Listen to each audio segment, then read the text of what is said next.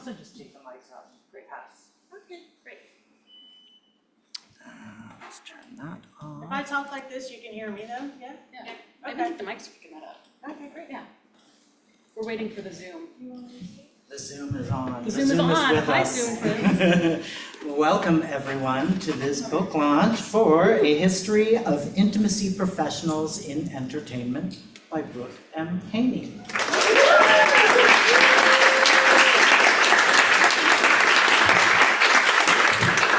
Happy to welcome you back, Brooke. Thank you.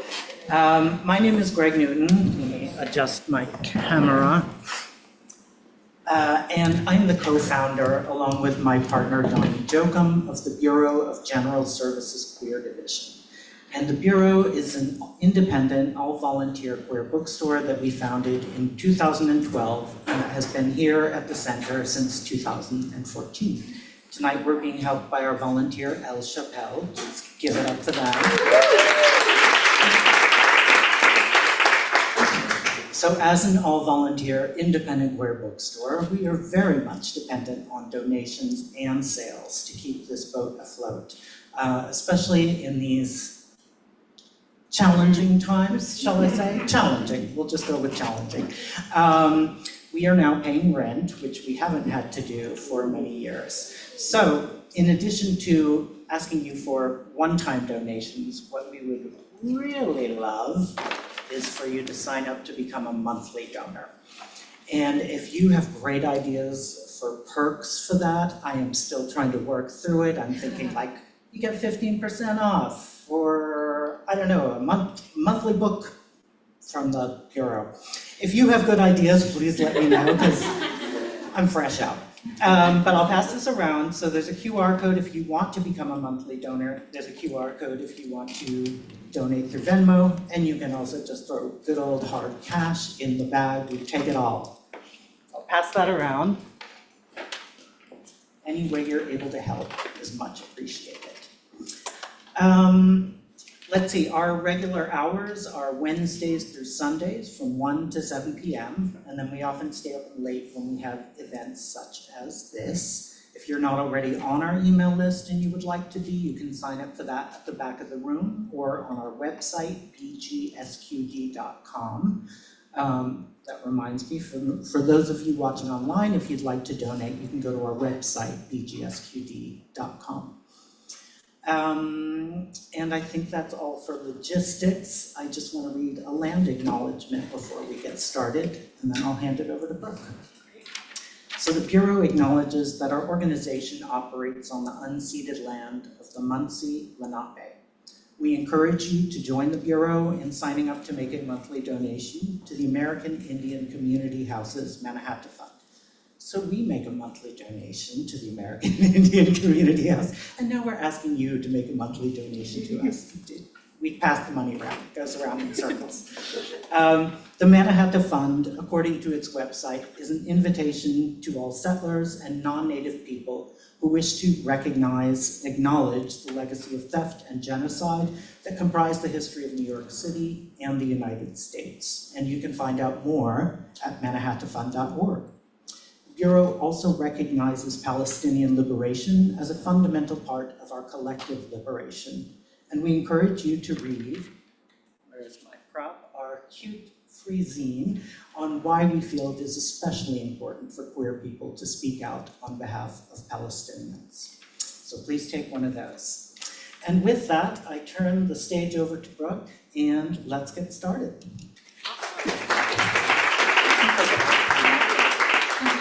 Yeah. Oh, you're already on. Okay, great. Hi, Zoomers. Man, thank you all for being here. This really is making my heart feel so happy. We got here like 10 minutes early and there was like 3 people and I was like, oh, I might be really embarrassed. But I don't feel that way. I feel really loved right now. So thank you all for showing up. It really means a lot. I'm going to start and I'm going to read a short piece from the book, and then I will introduce these 2 amazing humans next to me who we are so lucky to get to learn a little from. But I'll read first. My original title for this book was The History of gonna start over so that I inflect correctly. My original title for this book was The History of Intimacy Professionals in Entertainment. My wonderful editor, Stacy Walker, and I agreed that it was a good title. It made it clear what I was writing about. Then on April 19th, 2024, I was in Seattle for the release of my first book, The Intimacy Coordinator's Guidebook, Specialties for Stage and Screen. My friend and colleague, Oren Mott, offered to drive down from Vancouver, Canada for a hike. It was our first time hanging out in person as opposed to on Zoom. The first loop we hiked was the easy loop, and it took us about half an hour. So we decided to try the more difficult trail, and it was in fact more challenging. One of the amazing things about meeting for a hike instead of coffee or a drink is that you get to walk and talk.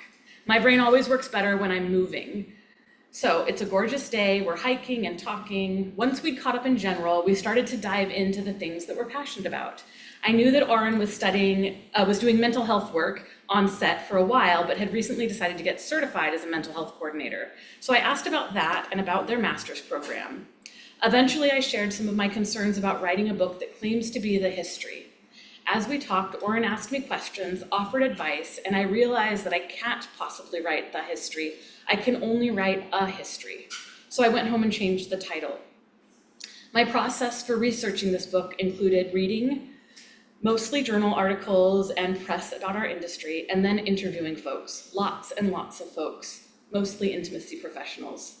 For the interviews, I started with intimacy professionals that I knew or that I knew of, and then I researched online with Google, Instagram, Facebook. At the end of each interview, I would ask if there was anyone else that person thought I should talk to, especially anyone that I might not be able to find through online research. Through this method, my list of folks to talk with grew. Some folks I reached out to didn't respond. A couple responded initially, and then before we could set up an interview time, that communication dropped off, and one chose not to be interviewed. For those I wasn't able to get in touch with or lost touch with, I wondered sometimes if I needed to try harder to connect with them. But ultimately, I was able to get a hold of so many people that I had a wonderful overwhelm of interviewees. While I want to give an accurate look at a history of this industry, I am limited by my own biases and lenses as a white, queer, non-binary person working in the US, by the knowledge I have about where, how, and what to research, and by the folks before me who documented this time through their own biases and lenses.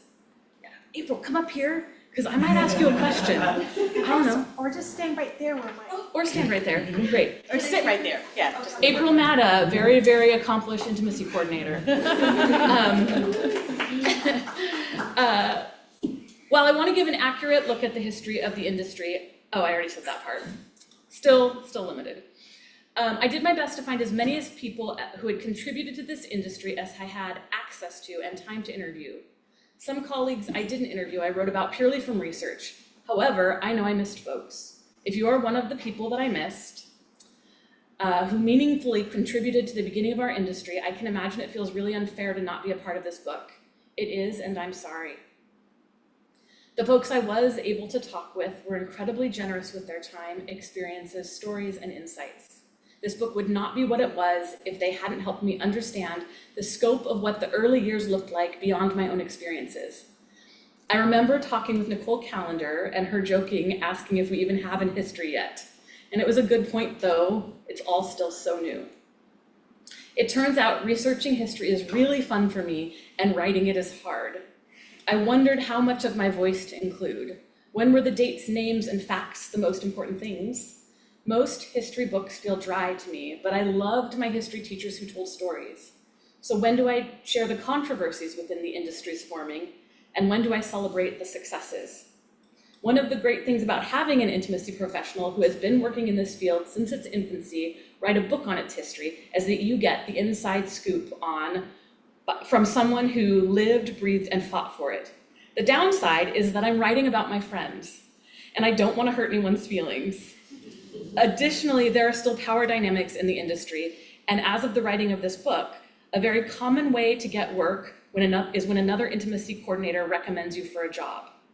So I am incentivized professionally and financially to promote those in power. In my regular life, I don't choose to publicly call people out. I say currently because my ethics and values may shift over my lifetime as I learn more and think more deeply. Occasionally, I do call people in privately. In those instances, I try to lead with empathy. I believe that most people are doing the very best with the information and access they have. Additionally, I don't enjoy gossip that is meant to tear folks down, whether it's deserved or not. However, the creation of this industry wasn't always smooth, even within our community. Some of the conflict ignored or erased the contributions of some earlier practitioners. There were folks who took credit for others' ideas or called themselves first at a thing that somebody was already doing, and hurt happened. Deciding how to handle this fairly and ethically was difficult for me, and knowing that a lot of the hurt was experienced by marginalized groups, I had to confront my own privilege as a cis-passing white person. I had to recognize that my desire to call folks in privately does come from a desire to be liked by everyone and to not ruffle feathers. Ultimately, I've decided that my mission in writing this book is to uplift as many people and organizations as I have the time to research and the word count to cover. I attempted to do my best to give credit where credit is due and to tell the story of our history through my voice with anecdotes from my own life experience. In doing so, I hope to keep the awareness of my bias top of mind for both myself and for the reader. I mentioned Nicole.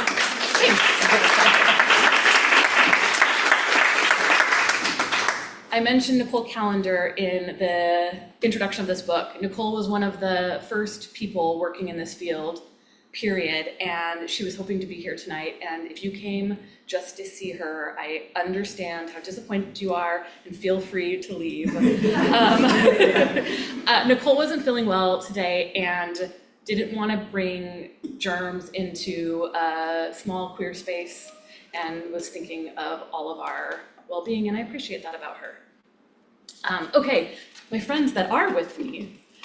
First, before I introduce these two, Ellen Adair is sitting right up here. Ellen was the way Routledge works is they hire someone secretly to edit your book for you for content. Very secretly, obviously. Yeah, very secretly. But I gave them one choice and they went with it. But my first draft of this book was so rough. My first book I felt like flowed out of me.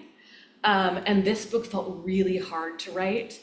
And if I had not had Ellen here help me with combing through it and giving me feedback, the book would not be what it is. So I'm really grateful that you are here and for your help with it.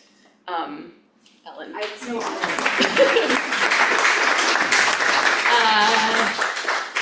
Tanise Divya Johnson, to my far left, is the founder and president of Black Intimacy Consent Collective. Tanise and I serve on the IPIC Certification Board. Tanise is a stunt performer, was/is the first Black non-binary intimacy director on Broadway, and the first Black and non-binary intimacy coordinator for TV and film. Tanise has been doing it since the beginning. Some things Tanise has worked on that you may or may not have heard of: Slave Play on Broadway, yeah, Bros, Succession, I don't know if you've heard of it, and my personal favorite show of all time, Pose. Olivia Troy, who goes by Troy, is the founder of Reps on Set. Troy used to work in journalism and is the author of the BDSM chapter in the Intimacy Coordinator's Guidebook. Some things Troy's worked on that you may have heard of: Billions, Bonding, and currently, in its second or third season, Survival of the Thickest. Third season is coming. Third season is coming. April also works on Survival of the Thickest. We might talk about it later. Okay, let's jump in. Maybe let's start with, in whatever order, what drew you to this work in the beginning? Short answer. Okay, I found an article online about staging extreme stage violence. And for the first time in my life, I started questioning all the things I had done to that point. And it kind of caught up with me fast, remembering things you gotta push down or excuse or make justifications for in order to keep going. It made me feel bad. I remembered a lot of stuff and I was stuck for a minute. I read everything in that article by Adam Noble, and I don't know, I guess you could have gave up there, or I leaned into the hope that there might be another way to do this. And from that, I started following some people that were doing the work. And what really drew me to the work is that there was nobody that looked like me in that space, sharing that information and holding space for others. So as I stood and absorbed that, it was like, cool, what does my community need to hear? What can I add to this? And what are the things that we need to heal and to keep going on this beautiful, arduous, expansive and folding journey of being artists and telling stories? That's the first article I ever read as well. Wow. Yeah, I think it was in Fight Directors Magazine. Yeah, go Adam Noble. How about for you, Troy? So for me, I had a background in BDSM and had been getting invitations to work as, I started actually, my first invitation was to work with the cast of an immersive theater production called Queen of the Night. And because it was immersive, and we heard about what had happened with Sleep No More, and it's like being lots of unwanted activities happening in that kind of immersion experience for both the actors, the performers, as well as the audience members.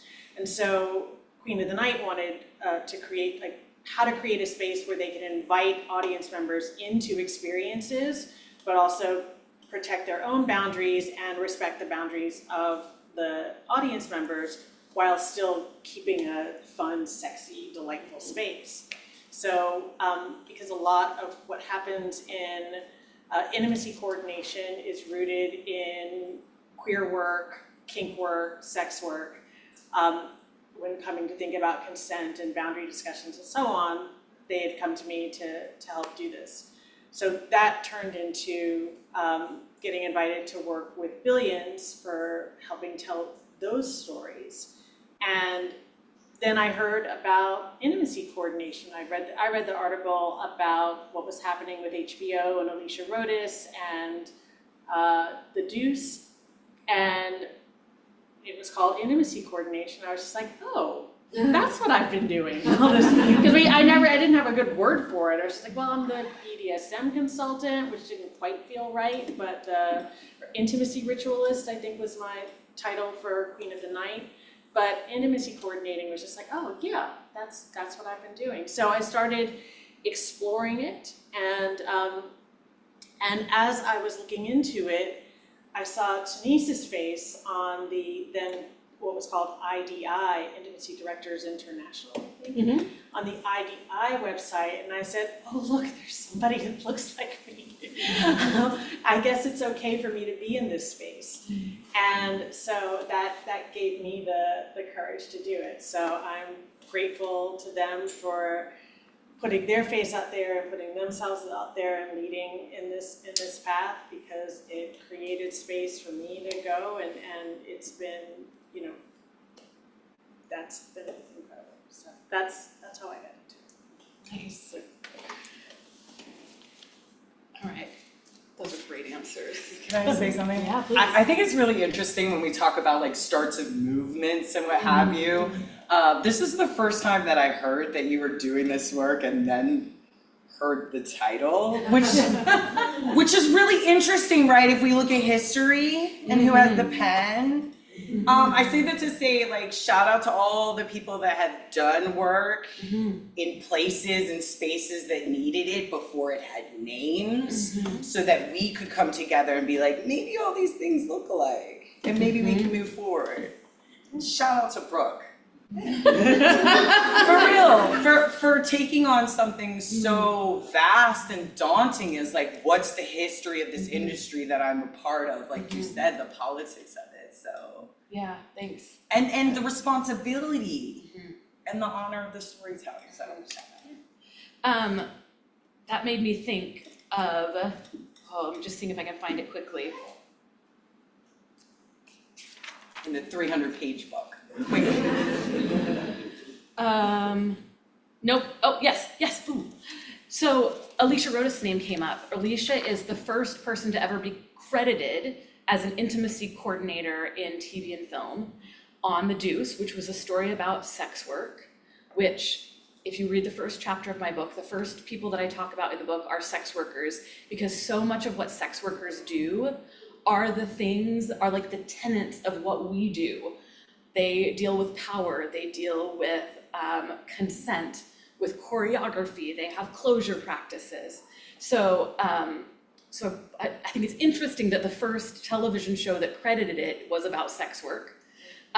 However, it is the how do we tell this story, right? Because Alicia's the first person who used intimacy coordinator.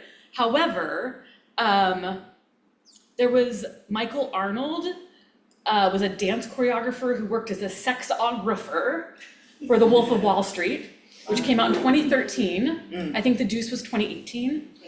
And in 2016, I don't have this person's name, someone was a sex stylist for The Wolf of Wall Street. Also The Wolf of Wall Street? Both of them? Oh, Westworld, thank you. Westworld, okay.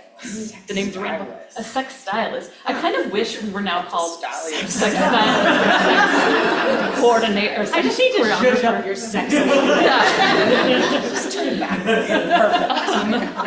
Perfect. And also, I'm not seeing this here. Oh, do either of you remember who the person was that worked on Bound?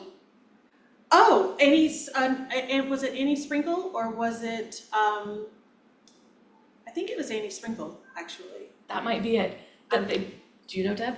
Oh, Oh, no, no, but I okay. think that makes sense. That makes sense, yeah. I'm Was brought yeah. in because they wanted to have more authentic lesbian sex, simulated because it's Right. TV and film, but fake. But yeah, so there was stuff happening before the movement started, and I think it is really important to remember that, because also a lot of the people that got credit for the starting of it look like me. And a lot of the people that write about it look like me. I recognize that by writing not one but two books, I am continuing this colonization of the industry by telling it from a white lens. So it is really important for us to remember that that's not the whole story. I'm curious, how did you all get started? Maybe Denise, how did your stunt coordinator training or stunt performer training play into your skills as an IC? I think the through line first and foremost is movement storytelling. You're not gonna improv a fight, and you shouldn't improv a makeout scene either. Some of the things that are needed as a stunt performer is typically our stuff is pushed to the end of the day. All our talking doubles have to work first. So they'll get that set up, and then it's the last scene of the day, so you gotta be on point. You gotta be, add attention and ready to perform. You've got one take and you gotta make it work.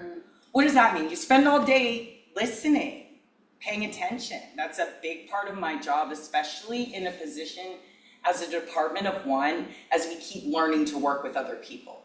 So if I'm on set and I'm just standing at attention kind of in my area, I can hear people talking around what my department does, and they're not sure how to ask or utilize it.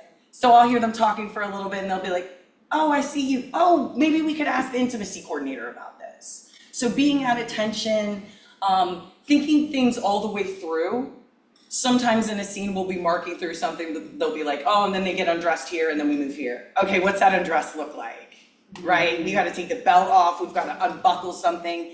And if we're taking the undergarments off, where do we face our assets appropriately for camera, right? So those small details, looking forward to kind of worst case scenario, what could go wrong?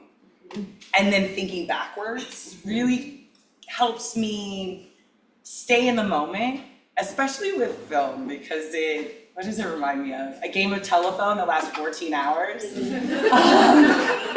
And the cool part is like everyone has their specific department, and right, we can all have opinions on it, but like if I'm heads up and I can hear wardrobe preparing for something, like, oh, okay, let me go get some more adhesive for this, or maybe we can use something for my kit. So heads up, looking forward and being cool. I gotta say, stunts are pretty cool people. You gotta be chill and then you gotta be ready to go. So what's that play between being relatable and then like being able to jump in and do the work? Great, we talked about the guidelines. Now we gotta go. How do we turn this up? Where's the fire? When you say being cool, do you mean like awesome, or do you mean like low temperature? Because I think both Great are question. true. Great question. I'll specifically say, I mean like temperature, because what will happen, at least, and y'all let me know if y'all don't have this experience. If someone has an issue on set, they come to you with a certain energy, and they're gonna speak to you with that energy. I find sometimes if I don't take on that energy, that they don't feel as seen and heard. And I have to remind them, my department, we can't get all razzed up. I feel what you're saying, I hear where you're coming from, and here are some options moving forward. Does this work to you as I take these options to the next person in the team? But like, we can't do a telephone of just getting angry, right? They get angry and then I get angry and then we talk to someone else. So that kind of cool, like no matter what's happening, like still grounded, still in the skin, and still listening. Yeah. And stunt people are also cool. How about for you, Troy? Repeat the Yeah, question. totally. How'd you get started? What was the beginning like for you? Yeah. Well, I would say that the beginning, so the sort of before the title, I mean, because we're talking about like either the beginning before I got my official intimacy coordinator training. Great or- question. Maybe, I mean, I feel like we know a little bit about you from before your training. Did you train for it? And if so, how? So I did train to be an IC eventually. And in fact, so I'd seen Denise on the IDI website. IDI was offering workshops for like consent, like beginner workshops, consent training. And so I went to a few of those, kind of not realizing that it was just the same class every time. It was a little like, Yeah. oops. But I was very excited, and I got to meet some other people who were doing the work at the time. Jessica Bennett, Ash Anderson? Yeah, Ash Anderson. Frankie Chanky, Dan Hanky. Dan Granke? Granke, yes. That was great, you were down. His name came up in my apartment just a couple days ago because we were watching an episode of Survivor and the like tribe's name looked like Dan Granke. I thought you were gonna say, He was they on it. coordinated. All Yeah, so that's where I was thinking I was going to. So I got to meet some people who were also like doing some of these classes, and and then Claire Warden and Alicia, and kind of got involved that way, and was just sort of excited by it, and found a lot of things that I knew from my BDSM work that were applicable here, and so that was validating and affirming, and it gave me more confidence to pursue it. And then I was asked to the writer's room for bonding. So I was asked as a production to do the BDSM consulting for Bonding, which is a Netflix show about a dominatrix and her gay male best friend. And so they were doing season 2. I did not work on season 1. They were doing season 2, and asked me to be in the writer's room, and I thought that was just going to be like, I just would sit in a corner and be like, yeah, you can't do that, or yeah, that sounds like a good idea. But instead, it was actually to help write the show, which was incredible. And so they said, well, we need an intimacy coordinator for this. And so at the time, I reached out to then still IDI, and said like, hey, I'm applying for intimacy certification with you guys, but I also have this opportunity to do this. And they're like, oh, well, you know, you can hire one of us as an intimacy coordinator, but you can't be an intimacy coordinator until we say it's okay. I was like, and then Netflix was just like, that's not true. And You were already doing the work. yeah, they're just like, you're already doing it, and so I just kept going. But then the pandemic came, and so then I was home, and instead of working on my pilot some more that I was writing, I decided to get a certification in intimacy coordinating. I don't know which one I should have done, honestly. Do you think you would have, like, you don't need to be certified to be an intimacy coordinator. Yes, that's my point. Chelsea Carey, sitting right up here in the front row, has been doing this since the beginning as well, right? Yes, Yes? yes. Uncertified. I am uncertified. So like there are people, Chelsea and I are both white. But like there are people working who are not certified and working a lot. But did you feel that if the pandemic hadn't hit, you were already doing it a lot? Do you feel like you would have needed the certification to work? To work, I mean, no one has asked me in the entire time that I've been working. Okay. I think, actually, I won't take that back. It's not no one, but I think maybe I've been asked maybe twice if I was certified. So maybe. Yeah, so probably not, but I think that also as a woman of color, there's always a feeling of I have to overqualify myself for the least amount of possibility. So I just kind of thought to myself, well, if I'm going to do this, and I was also had an eye on the future thinking like, well, there was talk about ICs becoming part of SAG, and I didn't want to have anything getting in the way of that because of health insurance. Sorry, health insurance. And so I thought, well, better to have it and not need it than need it and not have it. And because I had just come off of writing and producing season 2 of Bonding as I went into the pandemic, I had like a little bit of money so I could afford it at the time, which was also a big thing. And that's something that's also to me wild about the certification process is that it's not cheap. And so it's a privilege to be able to have the money to invest in it. But that's why I tell everybody it's like it's not a requirement, but it is helpful as far as bringing you into community. And much like you also go to an Ivy League school, not so much because the education is better, but because it puts you in a community that you can network in and have connections and gain connections from. So that I would say is also an advantage of it. Yeah. Whew, that's a lot of answering. Becca, who's here. Oh, right here. Say your last name again, Becca. Canziani. Becca Canziani, who's here, who we took a class together a year or so ago on intimacy and violence choreography, which was super fun. One of the things we were just talking about is how much of our job is word of mouth. Like, so someone recommending a job to you, that person getting enough work that they then recommend the job to someone else. It's like very difficult to find work. There's not like a job board you can go to. So that is one benefit of having a training program, is getting a cohort of people that you rise up together with and then, you know, help each other get work.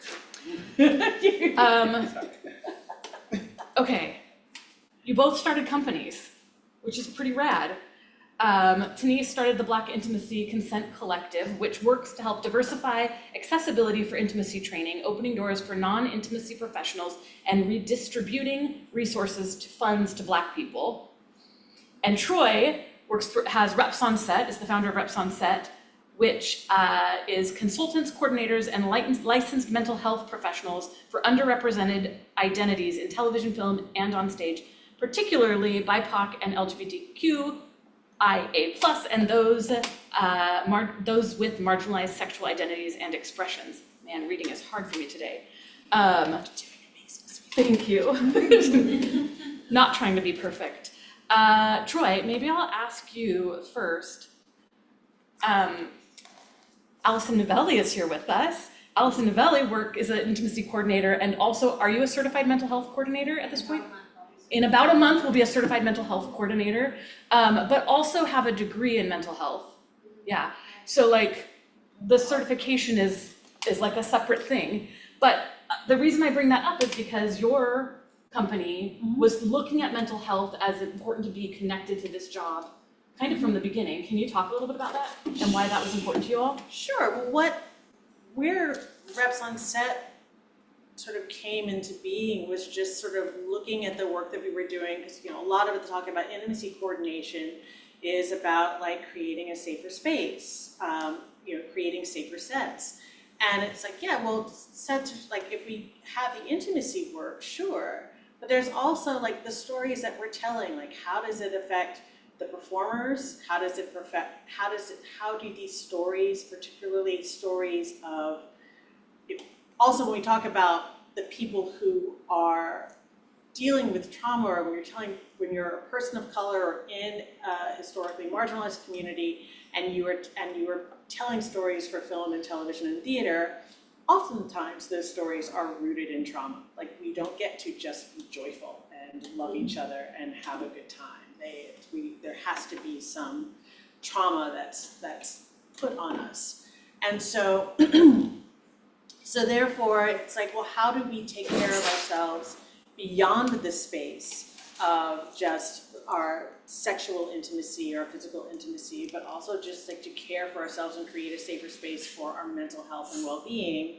And then also if we are in these spaces, just to make sure, because they may be telling a story that has a lot of us in it, but are everybody involved in the storytelling? Do they look like us? Do they have the lived experiences that we do? And are they approaching the storytelling with our care and safety and awareness and sensitivities in mind?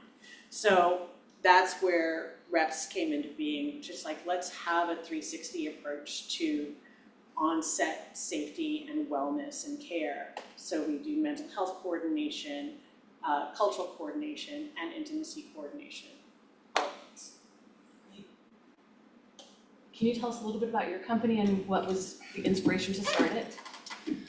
Yeah, I just saw Hollywood spending all this money on this role and providing these services, and I was like, well, if I wait for them, it's gonna take forever to get to my community that looks Black and queer and disabled.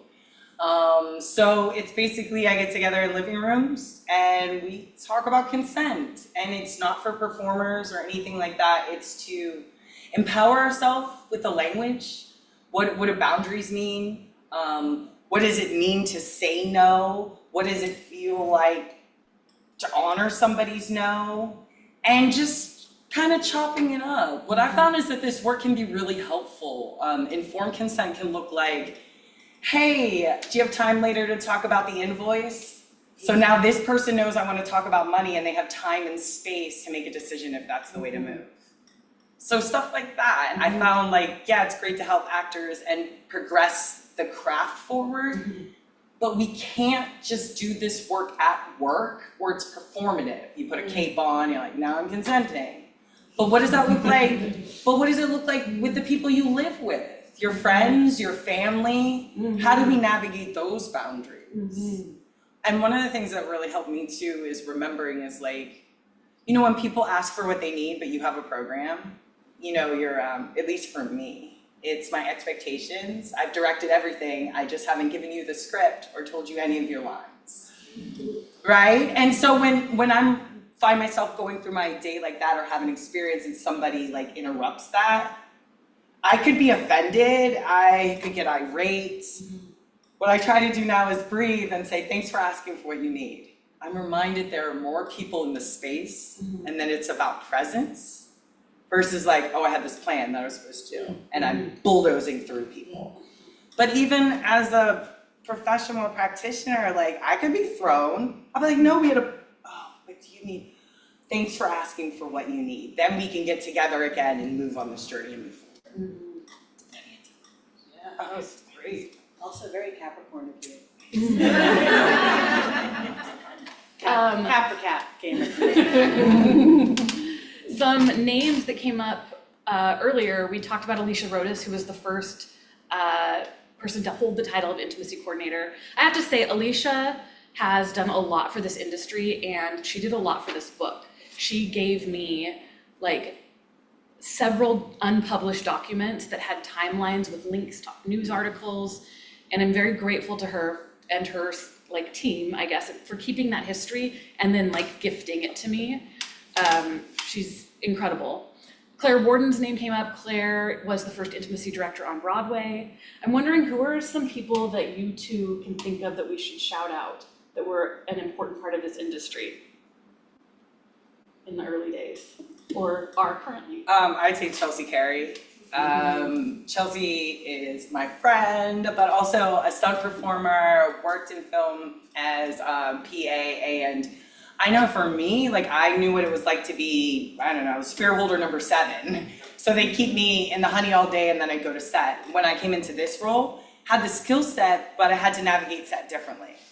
Chelsea really helped me, who I needed to talk to, what's the best form of communication, if something's not going right, is there another channel I could go through, who are the people I need to befriend in order to do my job. Another person that's not here is Tony Estina. Yeah. Who coined the term, did this work in her graduate work, and 2006 was the paper, right? Yeah. Yeah, so shout out to that person as well. Yeah. Well, I mean, really for me, Denise was was and is a lighthouse, and I credit Denise for giving me such a head start and being such a mentor and guiding light for me when I started, and always, and don't even look at me like you don't know this, but I'll tell you, I will tell you again and again and again. And then I would also say Kaya Dunn, who did a lot of work in really sort of talking about contextualizing intimacy, Black intimacy, colonized intimacy, and particularly in theater. She's done some incredible work and probably does not get as much credit as she deserves, and as she's earned. And I will also say someone like Ida O'Brien. I remember Ida getting shouted out by Michaela Cole for I May Destroy You. And I was watching that during the pandemic and was just blown away by the profound sensitivity and intimacy of that work. And as at that time, I was also like learning more about intimacy coordination work and was just blown away by it, and just used it as a this is actually how this gets done. This is what it looks like in action. So that's another person that I would name. Kaya Dunn was the first person to teach classes about race and intimacy choreography. She also wrote the book on the chapter on Black American intimacy in my first book, and is just an incredible human. There was one other person you mentioned that I was gonna give extra props to. Too late, I've forgotten. All of those people, except for Chelsea, because if I didn't talk to you, I am sorry. You deserve to be in this book. I know. Chelsea really doesn't push her face out there, and I think it's a principle for you. But all of those people are in the book, as are a bunch of other people, because while this work started in the US and the UK, it's now all over the world. So there's people like Ashta Khanna, who's the first intimacy coordinator in India, who's in the book.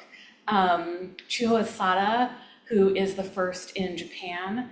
There's a bunch of people, and I think it's one of the things that was really fun to research was how do they have to take learning from the US and the UK and then adapt it to work in their culture.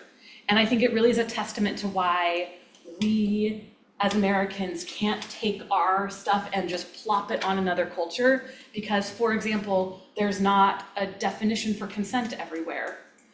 Like in Tagalog, there isn't even a word for consent. So how can we tell people that they need to consent when there's not a word for it? So I think that's really cool. Okay, we have a few more minutes to ask a couple more questions. Since we have April with us, Yeah. why, I know you like to work in teams. I do. Why do you like to work in teams, and why was April such a good choice for Survival of the Thickest? Whew. Okay, so, part of what I think about intimacy coordinating, well, there are a few things. First of all, when I started, I did my training online via Zoom. I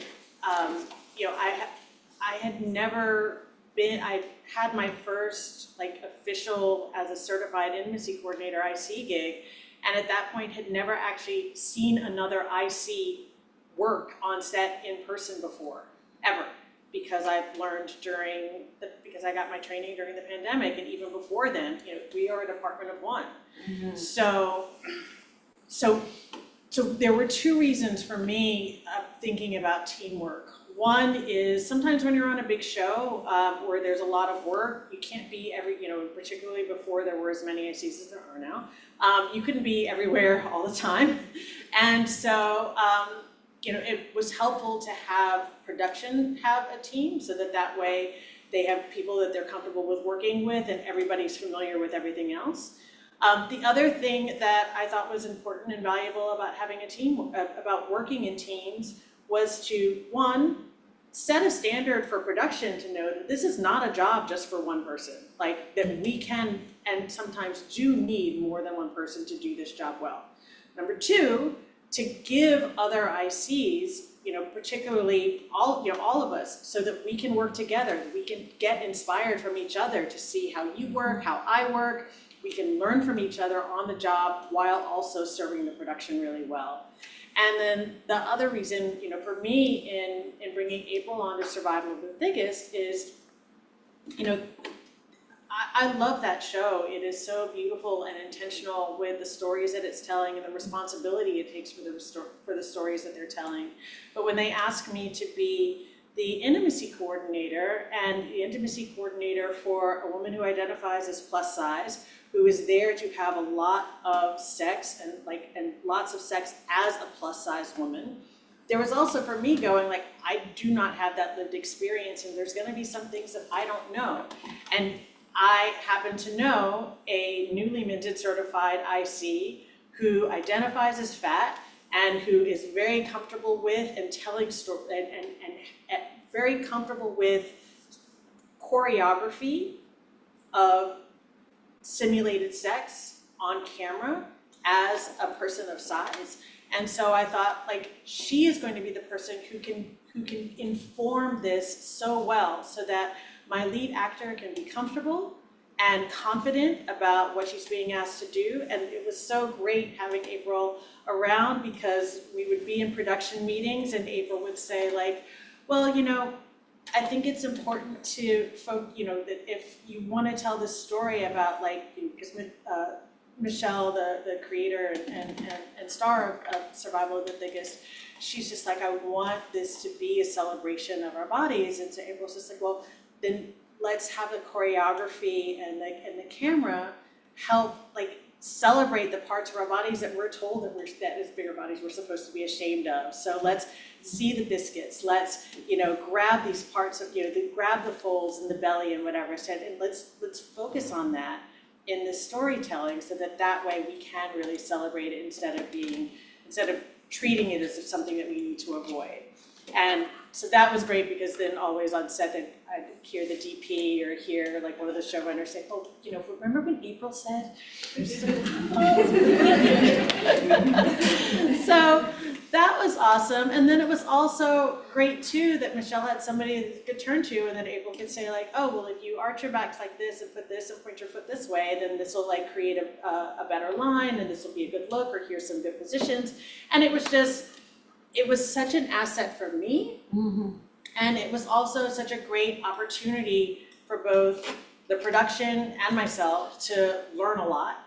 And I think that in any kind of team effort, being able to have somebody else to bounce stuff off of, and because this is still new, we are still making history. I think having the opportunity to learn from each other and witness each other and support each other and model for each other is one we shouldn't pass up, so yay team. I'm gonna ask you both a last question in a minute, and it's gonna be, what are your hopes for the future? But before I ask that, I was thinking about the working in teams part, and I will say that's my hope for the future, that we'll be more often in teams on set. Chelsea Pace, who wrote Staging Sex, which is probably I'm gonna just guess, the best-selling intimacy book in the industry on choreographing intimacy. She and I work on a team with Kaya Dunn. We've done a number of shows together, and starting many years ago, and Chelsea and I worked on set for the first time together in like 3 weeks ago. And that was only because the show was going to have 4 primary actors and 100 background actors. And so they said we could have 2 people. And it was so great. I mean, like, it was so awesome to get to see in person how she worked. And I've never gotten to work with Kaya. I think that would be so awesome. And like, we talked about like, oh, I'll recommend Tenise and I'll say some things that I know about Tenise so that the person I'm recommending knows that Tenise is amazing, but Tenise and I have never actually worked together.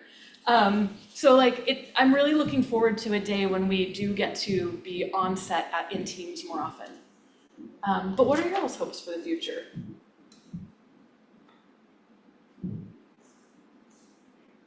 I think it's becoming pretty cool that people are aware of it. I'd like people to stop asking for safety.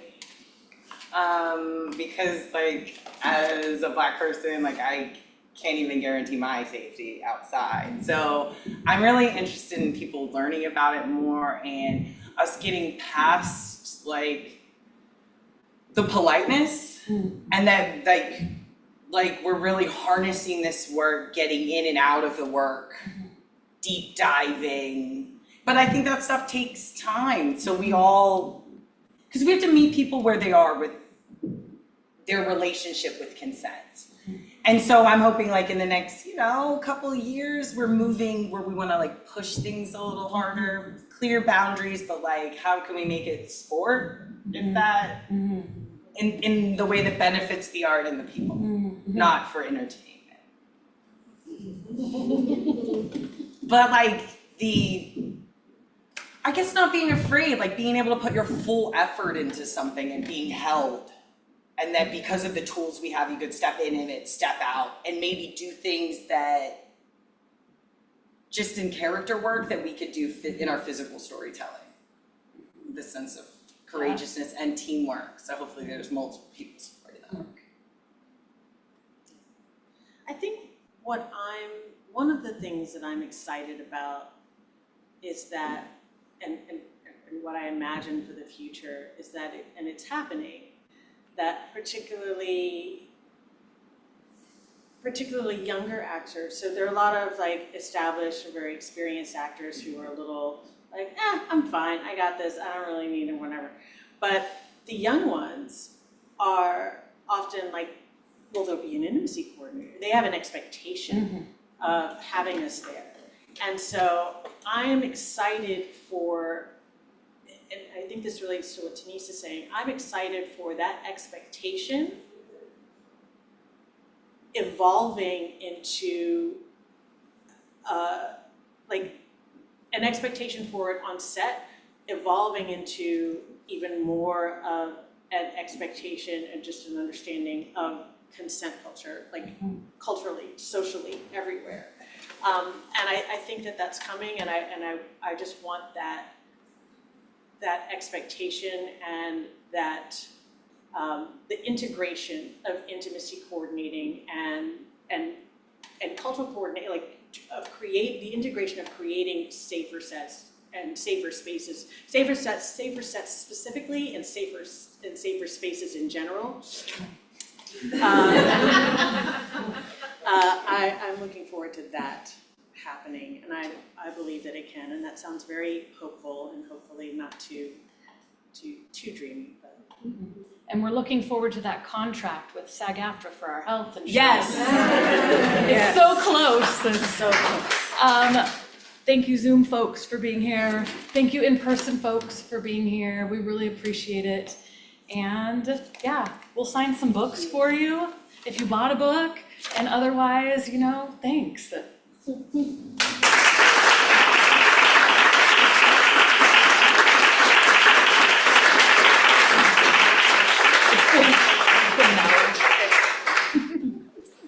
you all. Questions? There are books for sale. Buy them.